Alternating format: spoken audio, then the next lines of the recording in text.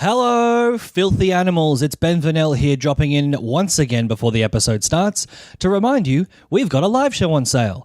That's right, Adam, Tommy and myself, along with potentially special guests, will be performing live at the European Beer Cafe at 4 p.m. on September the 15th. So get your tickets at filthycasuals.com.au or check our socials for links to those tickets, and we'll see you there.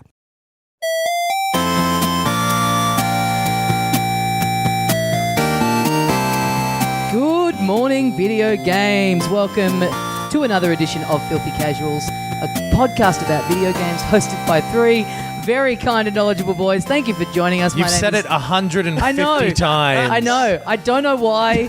I stumbled once and then I was like, they haven't noticed this. I've gotten away with it. And then, blow me down, I stumbled again. Yeah. What is this show? Not only that we literally just recorded an episode right before this.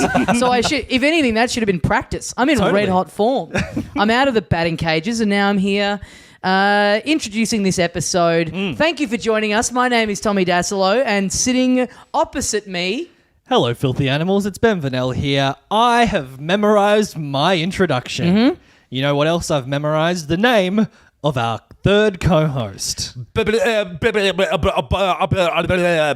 my impression of you. You did fine. And you covered it very well. That was more Porky Pig. And from now on, your nickname on the show and in real life is Porky Pig. I'm fine with that. I don't need to wear pants anymore. Oh, very You're going to nice. have to get yourself a little waistcoat or whatever the fuck he wore. Yeah. Bow tie. And have to think of two words that mean the same thing every time I want to end a sentence, because that's what he always does. Is The misdirection. you know who Porky Pig is? He's not far off being a bit steampunk, old Porky Pig, is he? What? Because he's got the little waistcoaty thing. He's got the little bow tie. That's He not could have- steampunk. Yeah, it is. He could have a little fob watch in that little coat of his. Nah, that's not steampunk. Steampunk is like big goggles and like the top hat thing. I see what you're getting at. Yeah, but you're thank you. thinking of more just like A fancy man. a fancy man. I'm Googling steampunk Porky Pig to see exactly how many fan art pictures exist of it. Oh, wow, not many at all. In fact, literally none. Oh, that's not many. Wow. One of the first ones is this picture of a fucking cabbage that someone's put a big top hat on. What? Oh, yeah. That seems pointless. All right, guys. Well, Well- there you go. There's an untapped... If you want the grand honor of being one of the only people on the internet to have done something, steampunk Porky Pig. Get onto it. Don't get onto it. There's this one That that's just... Mad Lib has tickled me. This is just a picture of a pig with goggles on. Not even Porky, just a random pig. Well, that That's fits pretty the bill. Oh, no, that's a steampunk regular pig. Yeah, exactly. That's what I'm saying. Yeah, so it's just taking the word porky out. Yeah, but but I googled Porky. Porky's in what? And there's pictures of Porky that are after that result. Is this the first time you've used Google? Yes. I've never had something that I care to find out about before. This is the first bit of information that's titillated me in this way. Anyway, folks, has it really been 150 episodes? After this, it will have been. And thank God. It's been, I think we're like 2 weeks off of it having been 3 years of this as well. Yep, because 20th of September, my birthday, was when we released the first episode. yes, that's right. I was trying to do. There's 52 weeks in a year, You are an idiot. but We that would skipped be a couple of weeks early on as well. We also, were we saying this on the show the other day? When we started, we would just like not do episodes for a couple of weeks because we didn't feel like it. I think we're being harsh on ourselves there. I don't think it's because we didn't feel like it. I think it's because our schedules didn't line up and shit. Sure, we yeah. worked a lot When we harder started, on we that. didn't go, we're definitely going to do one of these every week. We were just sort of Yeah, like, I don't we'll do remember. them. We didn't put them up on the same day. Yeah, that's true. I mean, we didn't realize there would be such an avalanche of support and listenership initially. It was just like, this might be fun. This was us being drunk on several occasions and talking about video games. Yes. And we thought, what if we put this out into the public domain? We were arrogant enough to think that our voices being recorded and our opinions being put on the internet was worth it. Yeah. Was worth the time. And it turns out we were right. Yeah. People can't get enough of us. Me especially. Steampunk Willie. Freddo. We Frog. gladly opened ourselves up to the criticism and opinions of people on the internet, and not a day goes by that one of those things doesn't happen. And boy, what a life it is for the three of us. I'm just glad that, you guys filter all the correspondence, but I'm just glad we've only ever had positive, responses to the show. Uh-huh. Yeah. Nothing but positive feedback. I'm just glad that no one ever described my opinions like cancer on a review on one of our On episodes. a very obscure message board that I think was hosted on you had to dig to get it. Yeah. So you know what? It's your own fault. No, that was on. It was a hosting site. Yeah, They it was on- commented was it really? direct on the thing, not even Facebook. Literally the only comment we've ever had through that service. Yeah, I think they were I trying need to get the purest, most Yeah. at the source form. They have to check this next week to upload the show. Yeah, I think they were trying to embed it like a comment on SoundCloud, where it's like then that comes up for literally every person that listens to it. Yes. But anyway, glad that didn't happen. Yeah. If it had have happened, I would say that I completely agree with that person, but Right. it didn't, so I won't. Glad it's just a hypothetical then. After 150 steaming hot episodes of this, Steam pumpkin steaming hot hot. as it, not like a turd. Steaming hot like a 149 dim steaming sim. hot good ones. Sure. What Okay. was the bad one? This is the 150th. Yeah. This is episode 150. Oh yeah. Okay. You're assuming this one's going to be steaming hot. This is the first bad one we've ever done. We thought we'd mix it up just to celebrate this milestone. Are we Dude. going to talk about E3 again?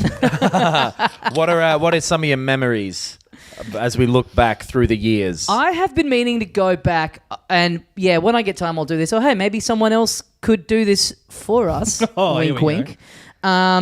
I would love a supercut of us speculating about what we think the NX is going to be. Oh, yeah. I'd love to listen to that in 2018. Yeah. We talked about it enough that we must have nailed it at some point. Oh, we did. I know that we did because I remember we went back to the episode where we had that leaked design of with the peripherals and Oh, shit. yeah. And we were like, yeah, that's probably it. And then it was that. Right. It wasn't really us speculating, though. No. Cancer, you say? We almost could have. We were trying to work out for ages what to do for this episode. That could have been a very special 150. Because I reckon if you took all the clips of us talking about the NX before it had been announced, that's easily an hour.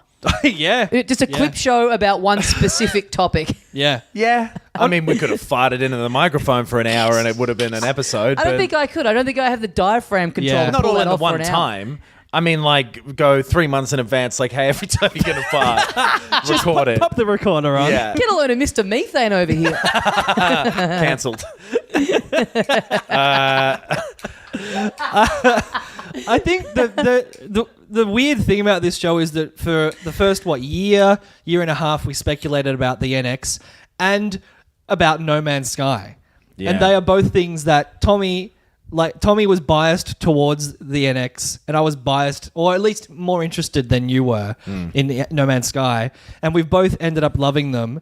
One of them justifiably and with the grain, and one of them, like, I'm the only person who seems to love No Man's Sky. Or at least in the early days. Yeah. You were one of the only nice talkers about it. I will say, though, I went into pre-order. I was going to not get a Switch on day one. And then I was like, well, I just kind of have to for the sake of the show. But I went in and put money down like maybe a week or two before it came out. Yeah. And I had extremely cold feet about it. I went in and I was like, I think I'm making one of the biggest mistakes of my adult life. But also I was like... $500. Yeah, I was like, this is the... I cannot recover from this amount. That is a lot of money, I was like, this is Yeah. the peak of privilege, to be Yeah. able to put money down on something that you think is probably going to be very, very bad. Yeah. And this is after we'd played Breath of the Wild and all thought it wasn't very good. And Sure. you'd gotten burnt by the Wii U in that generation. Exactly, yeah. Yeah. If it hadn't have been... I was thinking this the other day. If it hadn't have been for doing this podcast, I wonder when I would have gone... Maybe I would have been like you, Ben, and just still once Breath of the Wild had come out and people were into it, Yeah. I might have raced down to the shops and gone, all right, fuck it, I've got to go in. Yeah. Well, I wasn't even a fan of Zelda at that point. I was like, fuck, 10 out of 10, I guess I got to experience It was this. so different to all the other ones as well. Yeah. Sure, yeah. This got you a Switch. I met my wife through this podcast. Oh, yes. Yeah, Princess Peach. Ben Vanel. Yeah, it's been fun. Oh, man, a lot of changes. We've gone through girlfriends. Yeah. Girlfriends have come and gone. Yeah. We've moved houses. They've gone. They haven't come that much. A classic joke. Yes. Oh, it's good to laugh. Shout out to Adam's actual girlfriend. We're pre-recording this episode. Who knows? I've been caught out by that before. Yeah, we're talking about this as if this is the last episode. It's just realizing like it's been almost 3 years of our lives. It is because in my head, this is still a pretty new thing. Like Right. it feels like, because I have another podcast that I've done for so long, and in my head this is like, oh, this is the other one that I've just started doing, and then realizing like how much stuff has come out. And when we started recording this ever, it was like summer, and we would do it at Ben's house, which you've only moved once since then, but still you're in a completely different area. Yeah. You were living with someone else who used to frequently be featured off mic when he'd walk through the living room. Oh, right. And now That's right. And now we literally never talk about him on here as if he's dead, in spite of the fact that you two work with him in a sketch group. Yes. Yeah, we always say Chimp Cop featuring Adam Knox, Ben Vanel, Rosie Vanel. Ben's sister. and more. Yeah, there's 4 people, but it's like for some reason Rosie Vanel and Ben's sister are separate entries on the list. Yeah. Well, diversity is important. That makes up 50% of the lineup that way. Yeah, there you go. yeah. I don't really remember much from it. Of us doing this. Yeah. I'm trying to think of a memory. I'm like it all blends into the one thing. It does. A lot of it does, but there are things with, like that Nintendo Switch hands-on thing was really great. cool. I think that was to one meet of Mario. Yeah. I think that was one of the best things we've ever gotten to do as a result of this show. Totally. Getting to get early access to something like that, that was this, like it had been like fully revealed like a week before. Yeah. And we got to be some of the first people in the world to have a go at it. Literally among the first several hundred people in the world. It's pretty crazy. Cool in and of its own self, but let alone for me personally being such a big fan of this company for my entire life. That I was will sick. say, when Nintendo let us play Mario Odyssey early as well. Yeah, that was cool. When we did an episode after we'd had the hands on with the Switch, and we got in trouble from the listeners for spending half an hour talking about a helicopter that we'd seen out the window. I do actually remember that helicopter. Sorry to cut you off. I was just busting to get that one out. I was just going to say, like, to say early on, the nicest thing has actually genuinely been meeting all people who've listened to it and interacting with most of them online. I was going to say, the online like friendships that I've made. So like I've mentioned before, the D&D stuff where there's people across the world sort of getting together and playing together. It's great that they made another one of them, the D&D movies, Dumb and Dumber. You're talking about, right? Yes. Yeah. I played dumb. Yeah. I'm not in it. No, I guess I shouldn't have expected you to finish that sentence. No, I'm smart. I'm clever. Okay. You're the guy who dies of a stomach ulcer in the first one there. Who's that? Yeah, that the bad parrot? guy. The bad cockatoo? guy. Oh, the bad guy. Is there a parrot cockatoo? There's in a- Dumb and That Dumber? guy that dies of a stomach ulcer. Oh, He the must be talking the about a butchery parrot. guy. No, one of them owns a cockatoo, I reckon Yeah. it is. No, it's a parrot. a parrot? He steals a parrot from a blind kid Yeah. Oh, okay. and then replaces it with a fucking ping pong ball. With a carrot. Yeah. Sounds the same. That'd be dumb.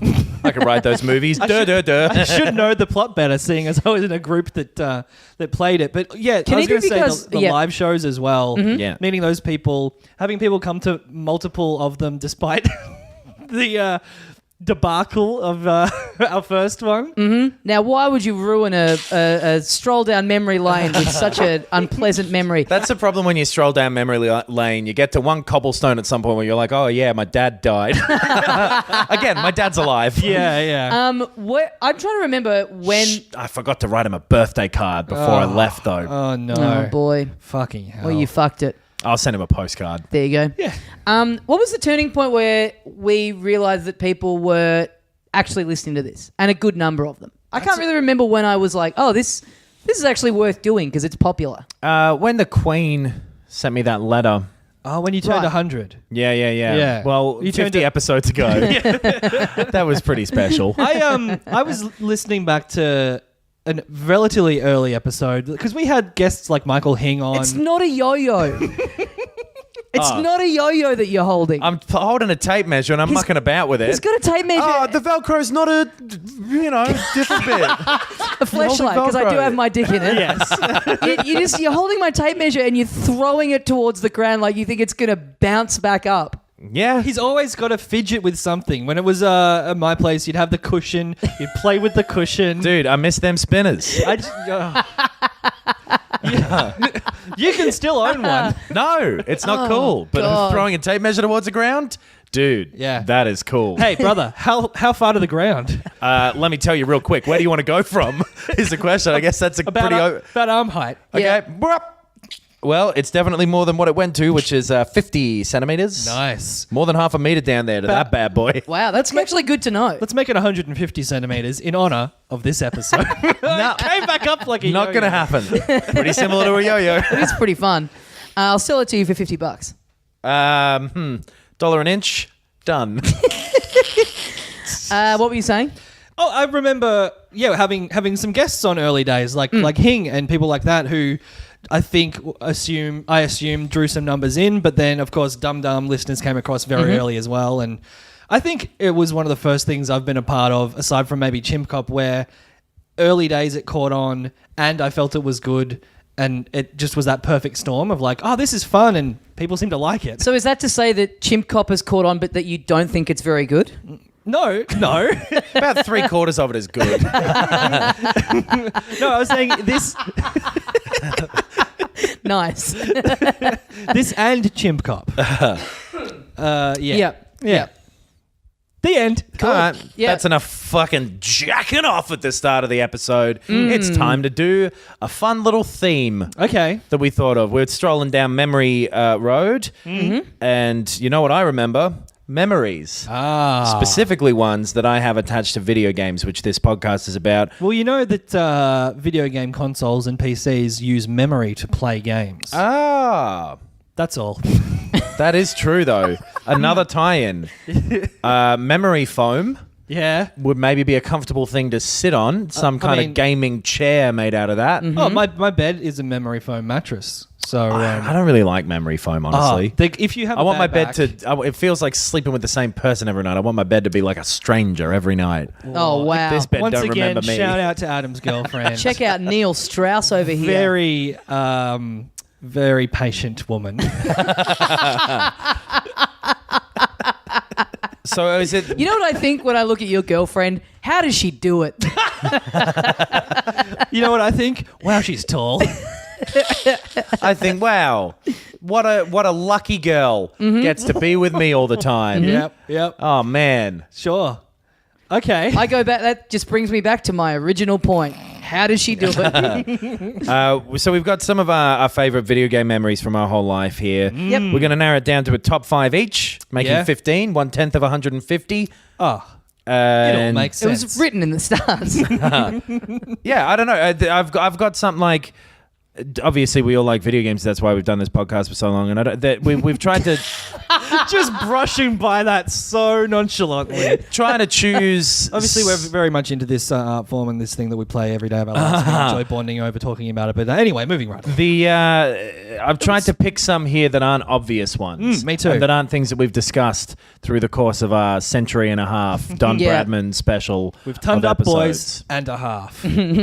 I've specifically gone for very obvious ones. But so talking about like moments that are I mean we were thinking like we've never really like formally specifically on the show gone like here's each of our top 5 games or whatever, and that felt a little generic and not much room for discussion. But And we're going for like specific. People kind of know what they are at this point as well.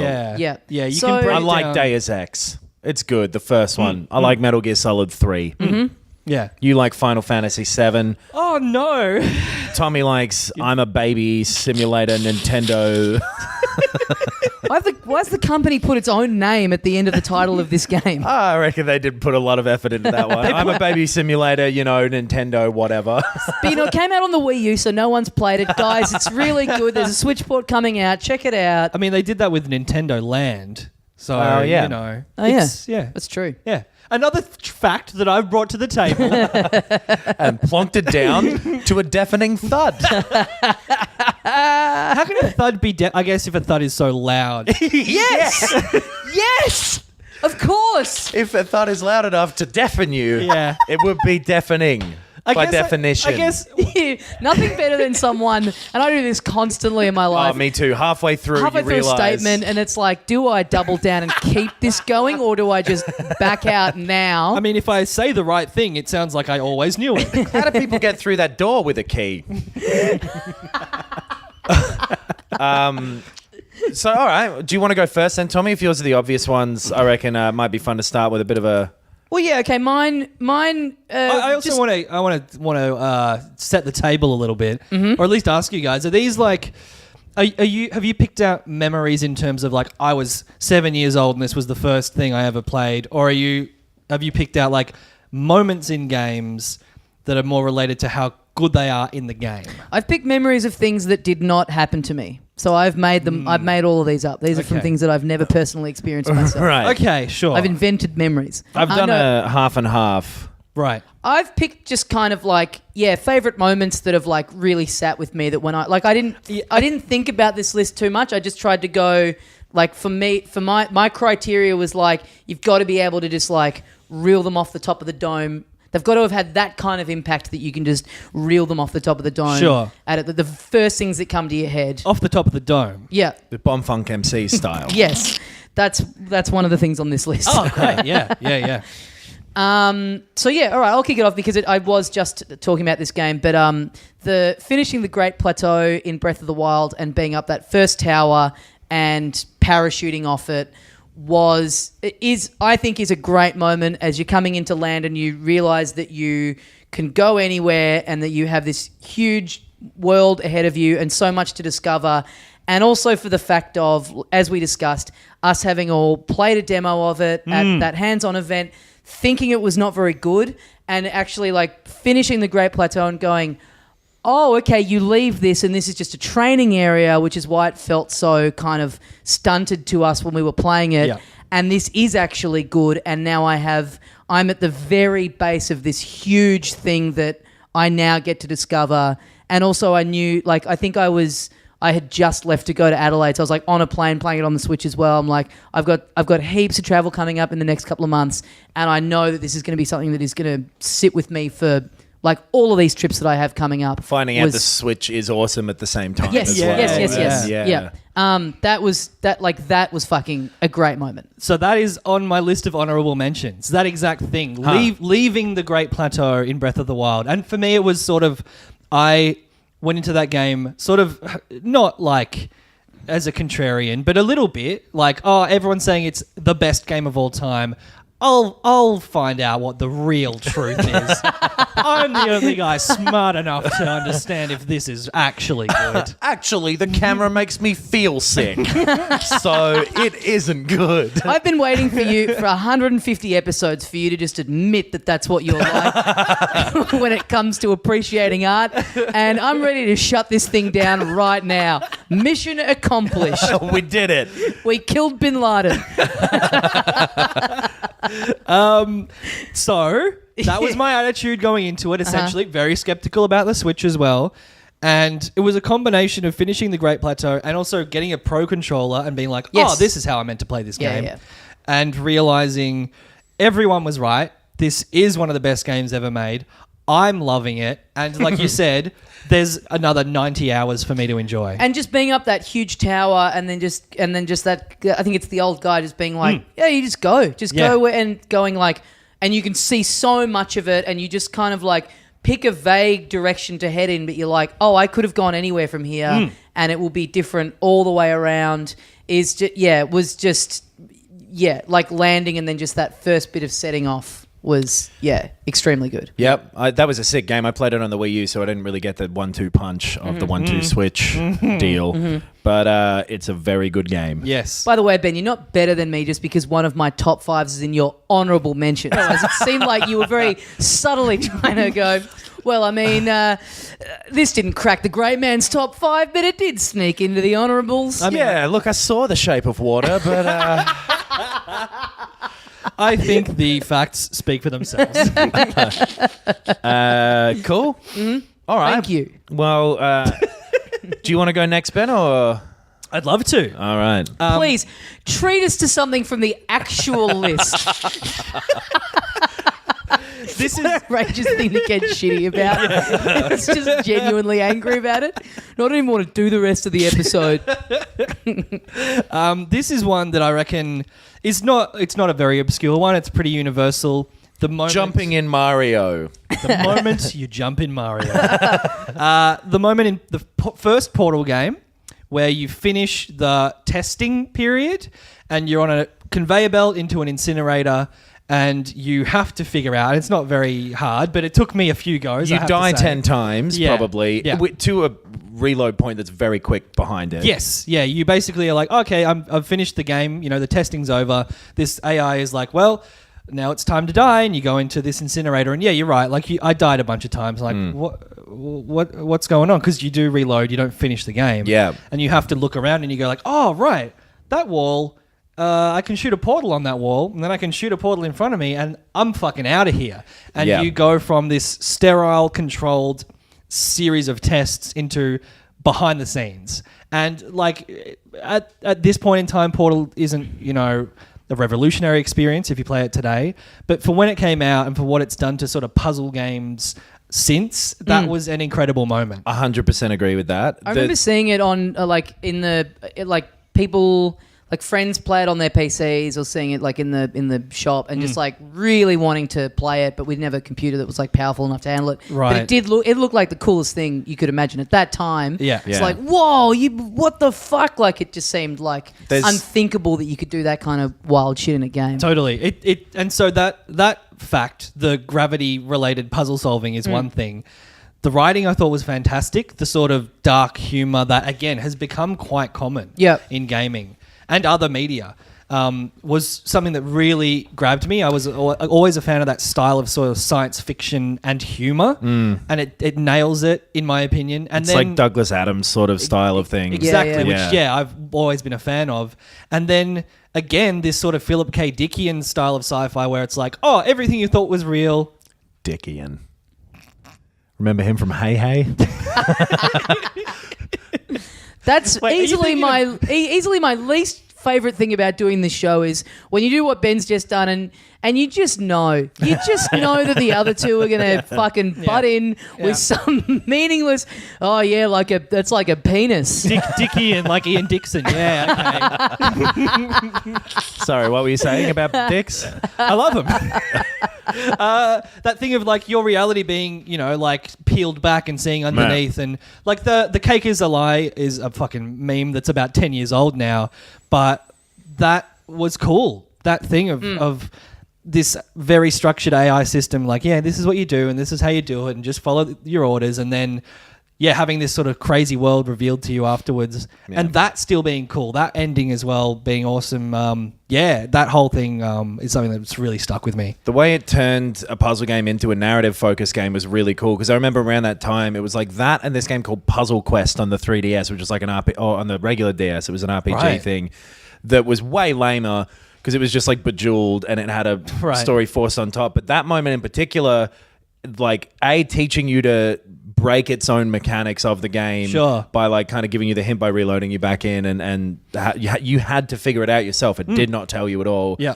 Having it be tied into the narrative and still be interesting, cool puzzles. Yeah. And that like tone it had was, that game was very good at the time. And you're right that it now is the Seinfeld's not funny thing. A little bit, it really introduced a few things. Even internet culture-wise, like it feels a little bit outdated. It popped at exactly the same, especially the humor aspect of it, like came along right at the start of everyone kind of going like a little, that old comment from some forum where someone's like, holds up spork, and it's all like that sort of humor where it's like, Ken has cheeseburger. It was around then, and this was like, oh, this is smarter. It was like, it was sort of for nerds. But it was like counterculture-ish a little bit at the time. Yeah. But not anymore.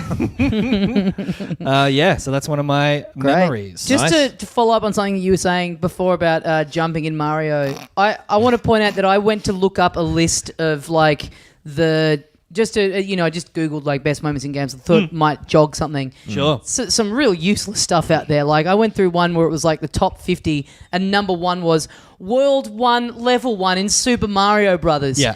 Get fucked. Like if that's your greatest moment in video gaming, you are fucked. I can see a justification for that as the first time you ever play a video game, and that would be a very memorable moment. Or like an important moment maybe, or like a significant part of history, but like memorable. It's not as memorable as... Oh, here we go. I'm going to choose similar to Tommy's one. Oh, you think Tommy's better than me? Yeah.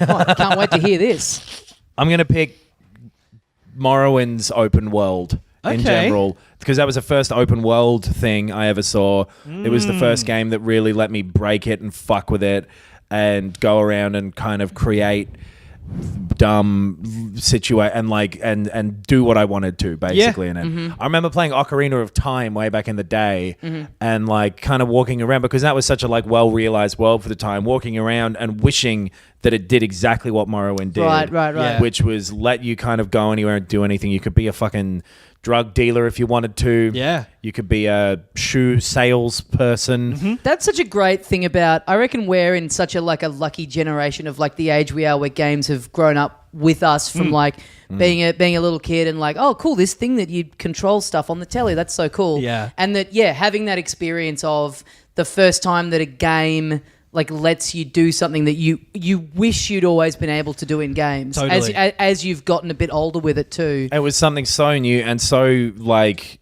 just mind-blowing and seemed infinite at the time, and it obviously wasn't, and it was a pretty limited game, and if you go back to it now, like, it's clunky. Yeah, that thing of like, I mean, I talked, I think on our Rockstar GTA Bandcamp about GTA 3 being that for me in a way, where it just like breaks your whole conception of what a game can be.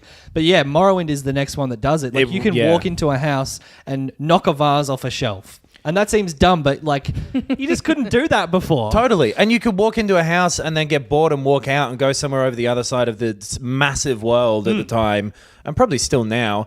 And it didn't matter. Like, you could fuck off from the main story. You could kill the main story characters. It didn't matter. You could do what you wanted to. Yep. And that aspect of that game was really, really, really cool at the time. Yeah, completely agreed. I had knocking a vase off a shelf in my honor. Cool. All right. I'll go my next one. Nah, just stop. Yeah, let's stop. Yeah. In Grand Theft Auto 5, when they're talking about Lifehacker, and then you see the front of the building and you see the logo, and you realise they've been talking about Facebook this whole time, and it's were they? fuck Mate, me dead. They skewered Facebook. Holy shit. In that context, it actually makes a lot more sense. Yes, brother. Oh, man. I owe them a lot more credit. Okay, it's such Is that why there was 69 on one of the runways? No, that was just the number it was up to, I think. I don't think that was a joke. Right. the number of the beast with two backs. No, this is a very, very small moment. I've talked about it on the show before, but there's a bit in the very start of Resident Evil 4, which is already one of my favorite games, where you find a dog in a like a trap, in like a bear trap, and you let him out, and he runs away. And then when you go back, when you fight the first big boss, if you've let him out, the dog like comes in and helps you in a very small way. But I think that was like one of the first things I had seen in a game of something like a real kind of branching path actually having some kind of effect. Sure. Like something actually coming to benefit you. Like when I let the dog out, he just ran off, and I was like, okay, that's a weird, pointless thing. I guess it's cool that that's in there, but like it actually having an effect on you and actually helping you. Yeah. Again, because I hadn't really seen that in a game before, and you know, this is kind of coming out of an era where games are very, really limited, and it's starting to become apparent like how closed off most things are. Just having this actual effect kind of like happen felt so huge. It almost felt like a such huge an thing. unnecessary and thoughtful detail Yeah, as well. yeah. It probably feels, and would have felt at the time, well, at the time it would have felt, like you said, this incredibly thoughtful thing. And in the years since, games have tried to basically litter the story and worlds with those moments. But the more they do it, the less convincing it is. Yeah, and the less effect it had, because you trained for it, but you just weren't trained for it at the time. Totally. And it just felt like so human. It made the dog feel like he was like an actual living, breathing thing, because it's like, oh, he remembered and he loves me now, so he's come back to help. He could see that he could tell that I was in danger, and he's come to like help me out. Like, Totally. Even though it's just a pre-programmed thing, it felt like, fuck, this game is alive. Like this is real stuff happening in here. Totally. A really great and just really sweet moment. It's like, no, he wants to help me. Yeah. Anyway, fucking put a bullet in between his eyes immediately. Just fucking hate dogs. I thought you were going to say the bit at the start of the game where the bell rings and all of the like crazy Spanish people leave, and Leon goes, "Where's everybody going? Bingo?" And then it like zooms out and gives you the title card. Right. I don't remember that at all. Oh, it's like they're putting their best foot forward. But like the dialogue in that being so lame and corny was part of it being fun. Oh man, Yeah, if I'd right. remembered that definitely would have gotten this piece of shit dog off the list. That'd be great if then the final boss of that game had been set in a bingo hall. He was right all along. When you put the final bullet between his eyes, you say Yahtzee. Nice. Oh, yes. Nice. A different one. Yeah. It was a left turn instead of a... Yeah, I got it. So, Bingo! Where's everybody going? So my next one, and this is a spoiler for a Telltale game, Which Telltale game? of Thrones. Okay. Right. Fuck it. That did genuinely take me a moment to figure out why. Okay, yes. Okay, this is a spoiler for Telltale Game of Thrones. And I'm not going to spoil it in specifics because I think it's a great game and it's worth playing if you like Telltale games. But speaking of choice or the illusion of choice in games, Telltale is the king of that now. Basically, like the first time through, you're like, oh man, I influenced every single aspect of this story by all these choices. And if you ever play them again, it's like 70% of this happens the same way. Yeah. But there is a specific moment at the end of episode 1 of Telltale Game of Thrones that you cannot influence and is incredibly shocking. One of the 3 characters you control is murdered and you Right. cannot stop it, and it's awful and it affects the rest of the series. And I really like it in a from a developer that is known for the illusion of choice. Yeah. I thought that this scripted moment was done incredibly well. Because you felt like you'd fucked it? Exactly. Right. Exactly. You feel like you've made the wrong choice. Or Right. wrong choices along the way. And sure, like you find out it always happens, but the effect on me as a player at the time was like, God damn it, what did I do wrong? And I thought it was done really, really well.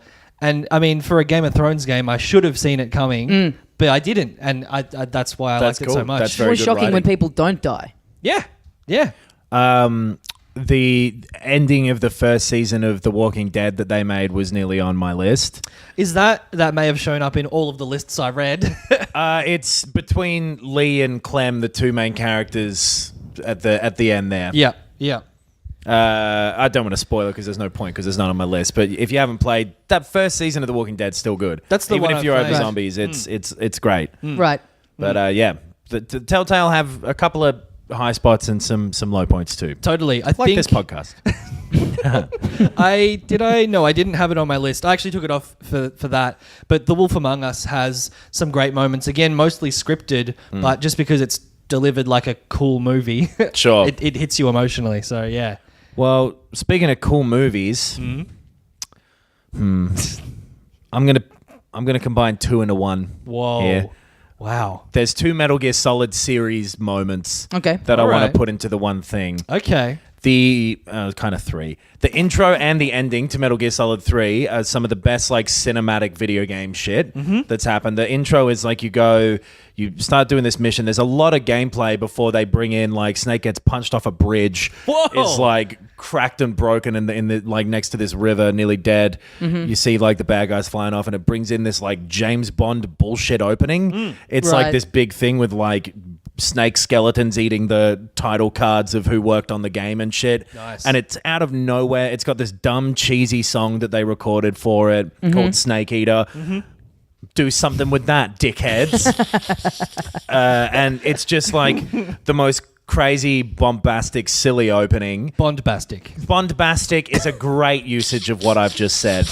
And then it just sets you up so it's the most again like the beginning itself is really dumb because it like is this 7-minute long like sequence of a guy jumping out of a plane, Right. and it takes forever, and it's so like Japanese in the way it's filmed of like hitting the button and then the thing comes down and everyone's like what, and it's just ridiculous. And it's the most like I'm gonna fucking play the rest of this thing opening to a game, Right. and then the ending has like a cool twist, but that's not as good. And then also I fucking love Metal Gear Solid, and I'm doing multiple. Yeah. Also, thanks to all the people who listen to the show who support us financially, and it's great to meet fans. Metal Gear Solid 4. Wait. Were you going to mention the ladder in 3? Oh, the ladder is fucking sick too, where Yeah. you climb up it and there's some singing. Everything about 3 is fucking awesome. But then in Metal Gear Solid 4, there's a similar thing where towards the end, you are going through this like fucked microwave tunnel that's like a defense mechanism. Yeah, I've read about this. I played this game. I just didn't get this far. But Right. Yeah, I read about this. It kind of goes split screen and shows you everybody dying as you're like also dying going through this microwave tunnel. And then the very ending of the game goes back on it and everybody survives and it's a bit fucking lame. But you're hammering the triangle button and that is all you're doing. But fuck, you're hammering it. And it's Yeah. encouraging you so much to hammer this button.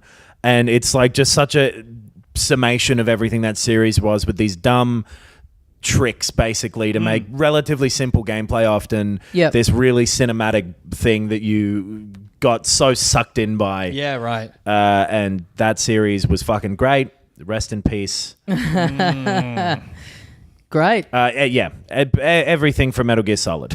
Yeah, I mean, I also, it's not on my list or anything, but the first time I ever played the first Metal Gear Solid on PlayStation, I'd never played anything like it. And again, it's one of those things that changes what I understand video games to be. And the first time you get caught and the sound goes off and you got to fucking run and the timer's counting down, I just never experienced anything like it. It's that whole series. It's a fantastic series. Cool. The end. Okay. You just stopped really abruptly. That threw me off. Bingo! All right. My number 3 would be the sort of the beginning moments of Super Mario Galaxy, which was a game that I'd really been looking forward to. And it has, I think, the soundtrack in that, at least the start of that, this orchestral music that is so kind of like just grand and like sweeping and epic. Like it just... You being like thrown on this planet with zero gravity, and it shows you very quickly, like, you know, exactly what you're going to be doing, and similar to Breath of the Wild, where you just go like, wow, this is only the first little mini part of this, right? And I'm already in, and all that's going to happen from here is it's going to expand and get more and more and more and more as it goes along. Just all those little elements in the first opening moments of that was just like, oh, this is everything I had wanted this to be, and was worried that it might not be as good. But yeah, it all comes together. That music especially, I was re-listening to it the other day, and it's so great. And I think that's the real peak of anything they've done with a 3D Mario game. And I don't know how they can ever top it. The whole thing is so happy. Yeah. Just like joyful. And I agree with you that pair of games are probably going to be the peak for a while. Yeah. I don't know what they can really do to outdo it. Mario Galaxy HD, baby. Yeah. Unless they did a third one, but I think that low gravity or zero gravity in a lot of cases just suits that so well, being able to run all around the little worlds. I feel like they did everything with it as well. Like that's why Mario Galaxy 2 exists, because they literally had done everything else, and they were like, well, we'll put it in. Yeah. Yeah. Initially we were thinking about doing our top 5 games, just full stop. And I noticed a lot of them lined up with my top 5 favorite video game soundtracks, because the music is so important. It's it provides the emotional connection, I feel like. Yeah, totally. I mean, this it's not like, I mean, I'd always remembered Mario Galaxy very fondly, but it was putting the music on that made me go, that's right, I fucking loved this, and this moment specifically. Sure. Yeah, I completely agree about the music with that game as well. It was very, very good, and something that Odyssey is lacking. I think so, with a couple of exceptions, but the one garden. The Wooded Kingdom is good. awesome. And then everything else is a little generic. Yeah. Speaking of games with good music, Mass Effect 2. Hey, I'd nearly had this on my list. I have included the opening as my memorable moment. What happened in the opening? So, what are openings here? Yeah, you're on your ship, the Normandy. Yeah. Oh, right. You're flying around, and it's like, wait a minute, some big Reaper here is, a big ship. Yeah. Has appeared out of nowhere and is shooting us down, and there's lasers going everywhere, and you're like, fuck. You're running through the ship, everyone's dying, getting sucked out into space. You get to the cockpit, you're like, oh fuck, okay, what do I got to do? I got to go back out here, and then you get sucked out into space, and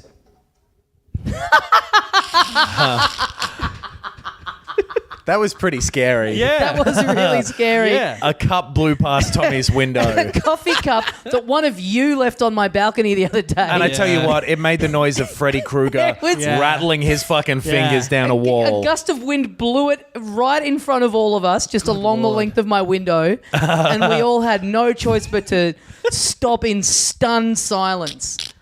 Wow. Well, that was terrifying. That was genuinely terrifying. Yeah. One of my memorable moments, the dog's jumping through the window in Resident Evil and that fucking coffee cup. Fuck. As I was saying, Yeah, you're sucked out into space. your character receives the suck out into space, and no matter what you've done, you can't stop it, and you basically fall through the atmosphere and die. I'll tell you my one problem with that sequence. Yes. After that happens, the title card comes up and it says Mass Effect 2. Very, very nice subtle music cue. Except for the fact that there's a planet visible in the background and the Yes. curvature of the planet goes in the opposite direction to the curvature on the planet in the logo. My God. And they could have had it fade up and just be in the logo, but would have been instead better. it goes the opposite way. And I know I sound like a bit of a Neil deGrasse Tyson sort of thing here. Bring that coffee cup back. I'd rather listen to that. It really bothered me at the time, and I obviously still remember that Yeah. from 8 years ago. Yeah.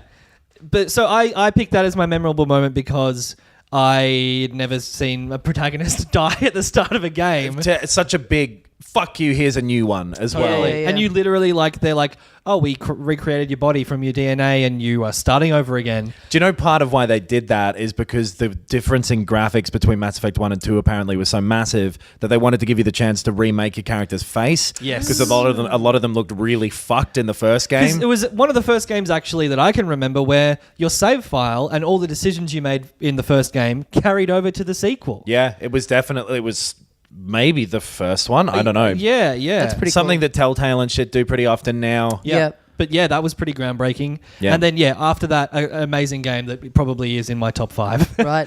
Cool. Great. But also, great music across the board. Mm-hmm. Really atmospheric. So, there. Mass Effect 2, motherfucker. All right. Didn't have to swear, but... I reckon, speaking of audio design earlier. yes. Right then.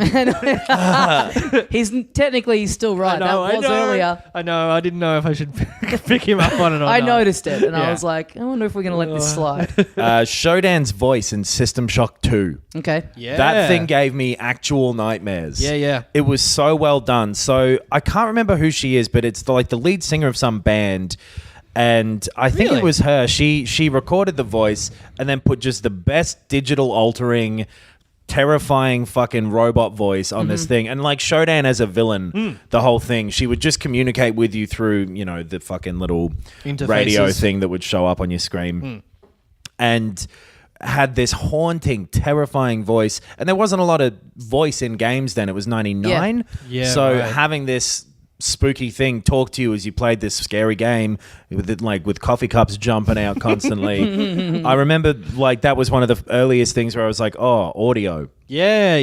It was so fucking well done. The whole character of Shodan and the reveal of her in that game, but also the voice specifically was incredibly fucking well done.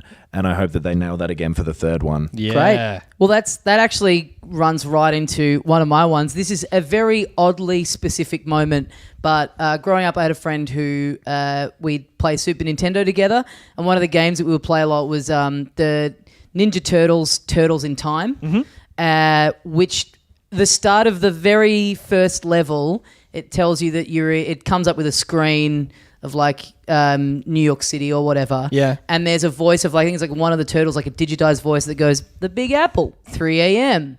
And it and it get such a digitized voice at that time. It's even before, way before System That's Shock. 91 or something. Yeah. Was how the fuck? Because no games did that. It's how the fuck have they done this? And they all sounded terrible. It was someone Yes. from The Office, the Super Metroid one, where he's like, the last Metroid is Yeah, in yeah. captivity.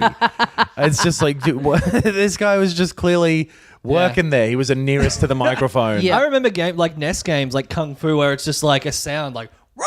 Yeah. That's all you got. Yeah. But this is on there just because it was like, I used to love playing that game. And those old Turtles beat 'em up games was so fun, especially at that age where it's like, just, you're just running around just beating the shit out of people on the screen. And me and my friend used to play it all the time, and just like that, I looked it up on YouTube the other day, and like that digitized thing just like reminds me of being at my mate's house after school, eating chips and drinking soft drink and playing Ninja Turtles for hours and hours and hours on end. Nice. Yeah. That oh no, whatever I was going to say is gone. Something about that genre of like that beat 'em up style game is basically dead now, but also is kind of what like Bayonetta and whatever is now. It's little bit, sort of transition into that. So. I guess so. Beat 'em ups, like it's like fighting games and action games. Yeah. There's way more skill involved in those ones, I would say. This is just like you're just walking left to right, hitting the attack button, maybe dodging every now and then, but dodging requires no finesse whatsoever. It's like get your 3 hits in and then just move away for a bit and then come back and finish the job. Yeah.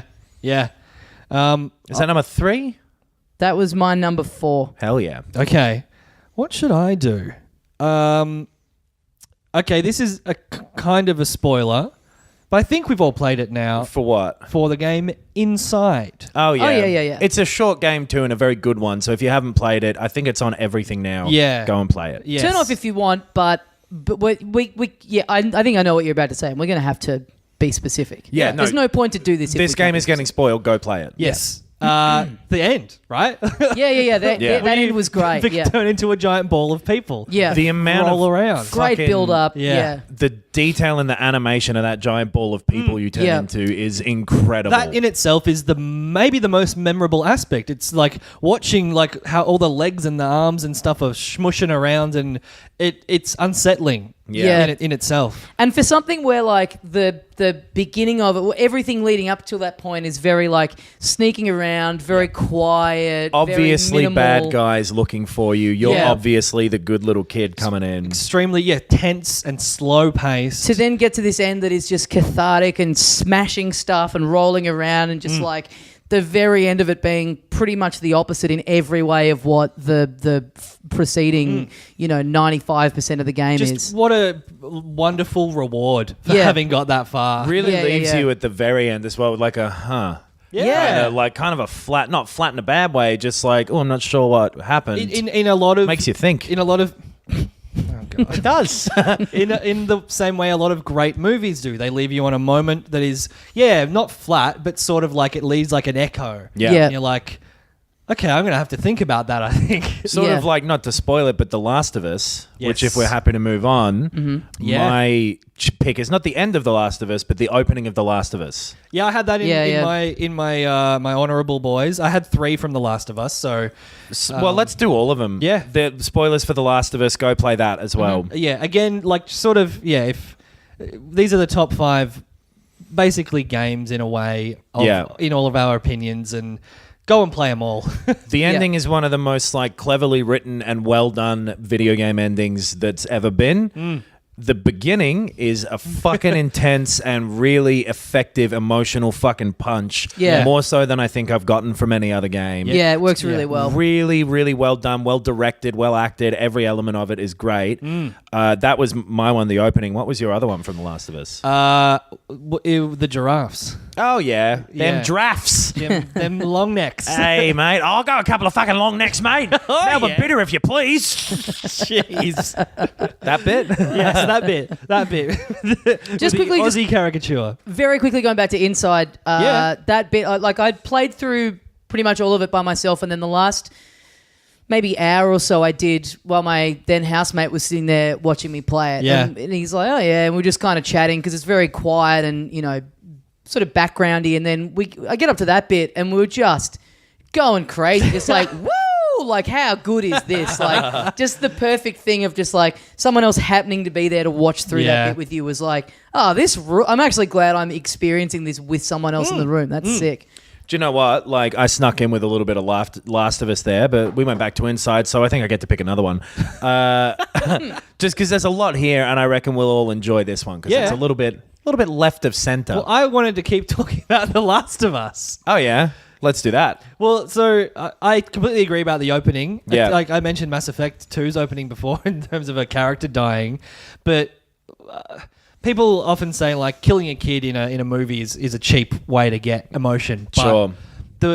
The fact that you play as her at the very start of the game, it really gets you invested. I think the transition they make from her being the focus to Joel being the focus during that sequence as well is really well done. Yeah. Because, it's not like, oh, your main character died. It's like you feel like you get attached to this daughter and then your daughter dies in, just not a hacky way. Exactly, yeah. Like I talked about Game of Thrones and how it completely rug was pulled out from under me because of the good writing and the good execution. Yeah. Same thing with The Last of Us. The music in that game as well, what little of it is, that it's muted cleverly. But when it does come in, it's super effective. Absolutely. And the ending, I think, has to get a mention. The lie that Joel tells is... And everything leading up to that too. Like why that lie is important. You're right. Just everything leading up to it. His justifications for it, you completely understand. Yes. Her being furious about it. You imagine... Her kind of knowing... Choosing to buy it, maybe, yeah. The fact that they don't expand on any of that though and let it sit there with the really great job of acting that both of those people have done is super good. Yes. And a mature video game in a lot of ways. The intro, that zombie shooting game. The intro's so good. Not enough dogs coming back to help you for my life. The intro being great in spite of the fact that it is something that we talk about all being frustrated by in video games, the enforced slow walk segment. Yeah, sure. I guess To it make is one that. of them be still like good and enjoyable and investing in, rather than feeling like a pain in the ass where you're going, just get me in there and let me do something. I mean, the reason it's a technique at all is because it forces you to absorb your surroundings and become invested and attached to what's going on. And it's just the best execution of it, I think. Yeah, agreed. All right. Yeah, you go then. I'm going to go. This is my last one. All of my others have been, kind of, specific moments that are memorable for all these different reasons. This one is memorable just because it's pure fun. The building collapse in Uncharted 2. Great. Which, everything else on my list kind of signified something to me. This was just like, it's just one of my, it's one of, if not the first things that comes to my mind when I think of memorable moments, just because it's like pure fun. Sure. Like just sitting there going, I can't fucking believe that this is that I'm playing something like this. Totally. Where you're up the top of a building. It gets, what does it get hit by a helicopter? You shoot down a rocket or helicopter, something? I think, or there's definitely like a sort of ATV tank thing after you as well. So that something crashes into the building or whatever causes it to APV? start collapsing, and then you're like, the building is crumbling. You're sliding down these floors as they're being destroyed, and you're getting closer and closer to the ground, and like still having to like shoot people who are shooting at you as you're sliding all over the place. And for just sheer thrill and something happening on that scale, and again just feeling like this medium of video games doing something where it's like, imagine myself being 10 and playing a Super Nintendo and knowing that this is what gaming would one day be you like. could snap your Goof Troop cartridge in half. Let's not go crazy here. But just one of the most just fun and awe-inspiring moments in a video game I think I've ever played. We always compare Uncharted to Indiana Jones, and that is a perfect example of feeling like you are Indiana Jones. It just nails it. But it's almost like for something to be so cinematic and still be playing as a game, you almost feel like this shouldn't be working. Like it sort of should be one or the other, where it's like a building is collapsing and that's just, you're just watching that happen. Like you're not, you know what I mean? Like it's the tech behind that just seemed so crazy to me at the time, of like, how is there still room for me to be influencing what's going on in the environment around me? Like how is the console not just shitting itself? But yeah, pure fun. I had a lot of people say the train sequence from Uncharted 2 is like, I had the plane one from Uncharted 3. Yeah. The whole thing from when you're sneaking into the thing, the bit from where you race after it, and then do you drive up into the back, don't you? Elaine? It's not Elaine. Eleanor. Is it Eleanor? Who he married? Elena. I guess it's a combination of what we both said. I think it's Elena. Anyway, she drives up and you get the car up and then you go up on the wheel and it takes off. And again, it looks fucking incredible. Yeah. You get into the fist fight on the plane, super Indiana Jones style, because he's a big dude. all the stuff gets knocked out, the plane blows up, you end up in the desert. That whole sequence is, Marone. Yeah. Even the wandering around the desert stuff is done well because it's very cinematic. Yeah. People should give 3 more credit than it gets, I reckon. I agree. I think that's the one I want to play again the most. Yeah. Let's quickly shout out something that happened by the time people hear this weeks ago, but someone posted in our Facebook group a video of Nolan North discussing our absolute favourite line from the Uncharted series that comes up on the show a bit. From all video games. Yeah. It's Sully saying, "Oh, I'm sweating like a whore in church," which we're obsessed with because of how bad it is. Yes. And so there's an interview with Nolan North where it's like, it's one of the most, just because of its personal, it's because of its attachment to us, one of the weirdest things I've ever watched, where it's like, they go to him, "What's your favourite moment in the Uncharted games?" And he goes, "Well, there's a bit with Sully," and I'd start to realise this is why this person has posted this in our group. Yeah. This is unbelievable. And he tells this story about the voice actor just... He was supposed to just say, I'm hot. Yeah. But, Supposed to say, me, I respect women. but old Gregory Russianfield, he decided to ad-lib on the day. And fucking just hell. this 4-minute discussion about this line is... And Nolan's loving it. He's kind of making himself laugh just retelling it. It's like, oh, Nolan, put the brakes on this one. Yeah. Great stuff. The polite laughter when he's like... And he said, "I'm sweating like a whore in church." And the interviewer's like, a perfect moment. And then I go, what were you doing bringing a hooker to church? It's like, well, now you've used 2 unwoke terms. Yeah. No, in the he same- says hooker the first time as well. It cleans it up a little Oh, bit. you're right. right. You're right. You are Great. right. Yeah. Great. Do you want to ban that's? Do you want to run through your honorable mentions? I've still got one more actual. Yeah, you haven't done number before 5 you yet. do the actual one though. I mean, before you crown the number 1, you go through the honorable mentions. I mean, I haven't said honorable correctly once. That is very dishonorable. Mine were also in no particular order. Right. Right. I've got a couple. A voice saying the Big Apple isn't what I consider to be the number 2 best moment in any video game ever. Okay. I mean, from you, it kind of made sense. 1-1. We've talked about this, I believe, on the best music in video games. It sounded like you were episode. going to tell us off. We've talked about this. Red Dead Redemption, Mexico, Jose Gonzalez. Yep. We've talked about it. One of the best moments in games. Yep. Pretty much, everyone agrees with that. And a moment that I suspect appeared at the top of a lot of lists you guys would have seen in researching this: Aerith dying in Final Fantasy VII. Hate Aerith. Yeah, me too. It's Aeris. Yeah. But Except it's not. Aeris is a mistranslation. Don't care. Yeah, it's always been Aerith to me. That's how it was when I played it. Yeah. And it sounds right. Doesn't matter. Those are the other 2. We talked about the Last of Us ones. So, that's all my honorables.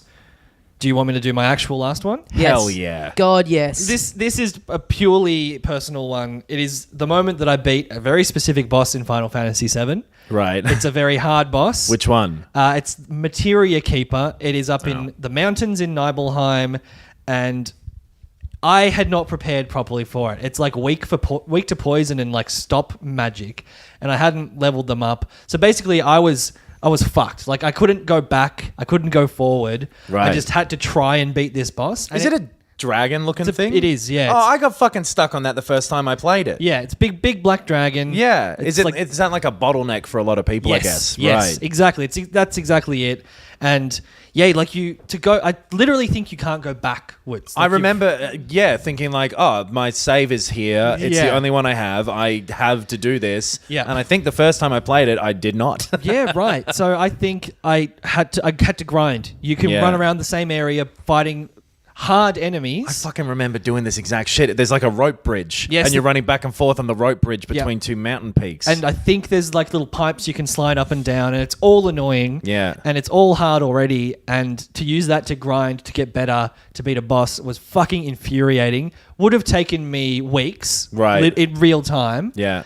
And the moment that I beat it, and when you beat bosses in Final Fantasy VII, they turn red, they slowly fade away, they make this very satisfying like... Yeah, it's like emptying a sink. And I've never been more satisfied in video games and more proud of myself. And I will never forget that feeling how of cool something that you've been was. trying for ages to beat, where you've reached the point where you're like, this is just never going to happen for me. This is the end of the game for me. It's like fucking whacking it when you're on coke. Oh, fuck. Something's turned up. You're right, it is cold. But so like all of that, Great ad lib. Just like the great man. boys, that was a perfect moment.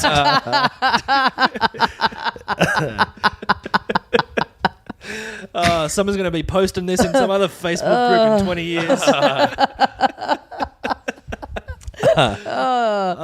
Fellas. Who cares what your number one moment is? Let's wrap up the... That's a good one for satisfaction. Because it was also a game that I was loving, and I was like, I want to keep playing. I want to keep going through the story. That satisfaction, is like, I don't know. And being young, it's just it's the best you feel. Those sorts of accomplishments when you're that age too, and it's like, video games are allowed to be pretty much your whole world, and your entire source of satisfaction is allowed to be from them. Totally. It's just like, so good. Yeah. Okay. The reason I got you to read out some honorable mentions is because I wanted to. Yeah. Sneaky. I won't expand on them much, but fighting the original character from the first Pokemon games in the second ones, and there's a whole other region, and you go back through the whole first game again, was really fucking cool. Yeah. The demo they showed of Half-Life 2 seemed impossible, and it was all incredible looking, and the first time I'd seen physics properly in a game. Yeah, that was a huge one for physics. What was it called? The gun? The gravity gun. Yeah. Seeing all of that stuff was looked so futuristic, and I remember being obsessed with watching that 20-minute demo several times, and then that version of it kind of didn't come out, but whatever. Yeah. Being lost in The Witcher 3 in general, just the environment in that game is probably the best one that's been made. A game called Bible Blaster that my Christian friend had, and I remember it being really fun, and I've never seen it again. I'm not sure if it was called Bible Blaster. No, that sounds right. First time playing online multiplayer stuff with Counter-Strike, and also doing Halo in big groups.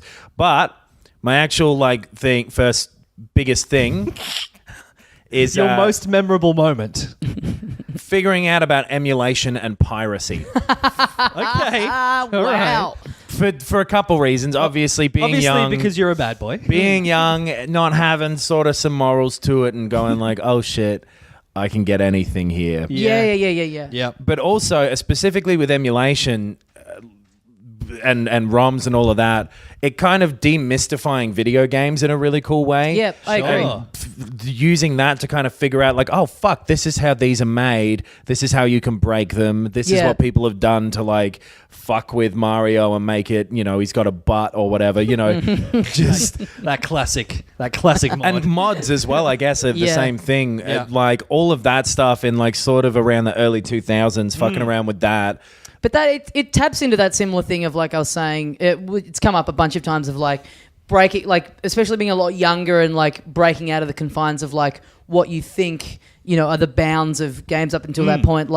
Finding a ROM site and an emulator and realizing I have every game now. Yeah. I just can I can have every single game that's ever existed. Yeah. That sort of stuff used to thrill me so much. The idea of even just if I bought a DVD going I have this and I can watch it whenever I want. Sure. Was such a great feeling, and then multiplying that by thousands. Yeah. That definitely that era for me of getting a CD burner for the first time. And realizing oh fuck, this opens up a huge world for me. Genuinely, Blink 182 Megamix. but what's a VCD? Oh, I can put a movie on it. That whole sort of era for The us best. around the same time would have been, I guess. Yeah. Of technology, mods, hacking, ROMs, all of that stuff. Expanding your understanding of what gaming was is 100%. And then starting to get into the ideas of design behind it and getting actually really interested in it. Same as happens with movies when you realize oh, that's a camera, and all of that second level kind of interest in video games. I remember getting really into that, going to weird forums in the early 2000s, playing all these fucking ROMs and shit. And little did we know that, our interest in piracy back in the day would ultimately lead to the decimation of an industry that we would all end up working in one day. The music industry. Yes. We're all fucking in Metallica. Napster. All right, boys. Good list. Great lists. We Good did it. times. Good 150. And thanks everyone who listens to this every week, whether it's whether you're a recent addition to the filth or whether you've been here from day one. Yes. It's always great interacting with you guys. It's always great getting the feedback each week. We'll see you in another 150. I want to shout out, just because I remember, Russell Redmond. The first person I ever remember commenting on any of our social media posts. Interesting. And has stayed a listener, and I've seen, still posting 3 years later. So thanks, Russell. Ariana Grande would be the first one I remember. Oh, yeah. Yeah. Shigeru She loves Miyamoto. Nothing to do with it, just shouts out creating Mario. Good stuff, I reckon. Yeah. You Well did done. it, brother, and we're all proud of you. filthycasuals.com.au for our Patreon, our premium Bandcamp episodes, links to the socials, all stuff like that. Thank you guys for listening. We'll see you next time, and as we say here at the end of every one of these... That was the final episode of this podcast.